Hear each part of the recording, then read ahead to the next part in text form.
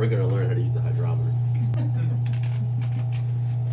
wish I could make this interactive, but I don't really know how to do that. So anyways, so the hydrometer. So imagine this water I poured in here was your beer. So this is our beer. All right, everybody, this is beer. So when you put the hydrometer in, all right, somebody here is going to be my guinea pig. What number can you read on this hydrometer? So let's give it a look, give it a little spin, do whatever you need to do. See if you can read a number on it.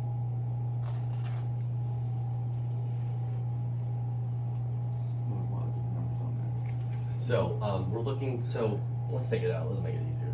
So somebody hold it. Somebody hold it. Just look at those numbers. So we're looking at the gravity, which is bad start. Yes, bad start. So it's going to be this column, this line right here. I want you guys to read me that number.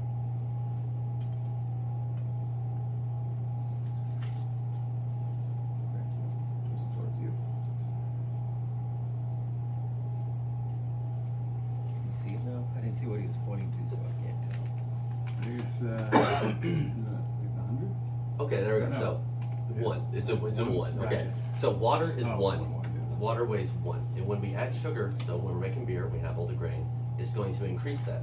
So the more sugar, the less dense it is, or the more dense it is. So this is going to float up higher.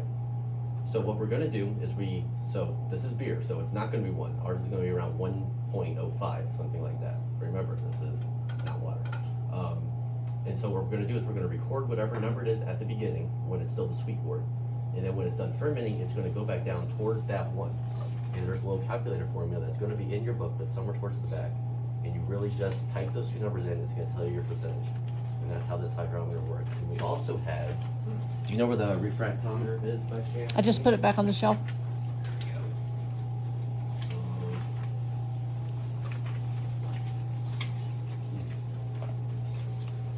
Almost spilled that one on.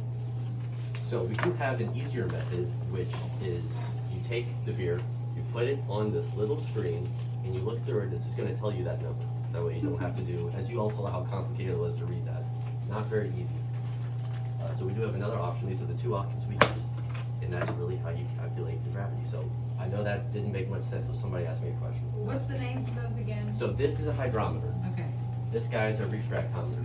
refractometer. How much is the refractometer? This is 60. This hurts my soul. This is a lot of money. This is $8. So You were saying that this is more accurate though, right? this is always going to be perfectly accurate. This will always be off by a tiny little degree. So Anheuser-Busch is going to use that actually, and they're not going to use this.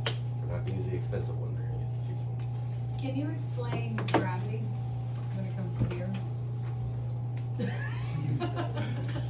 I do know it's the weight of the solution. So Okay. when we're making beer, there's more sugar in it, it weighs more.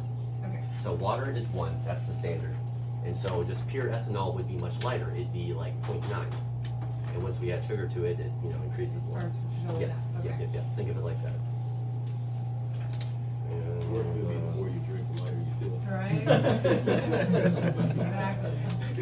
Do you guys ever bother to sanitize that and then so you can put So the beer back in? when I'm at my house, yes, I will dunk all of this into the sanitizing solution. I will make sure this is clean, and I will reuse. So this is like 10 ounces of water. This is almost a whole beer.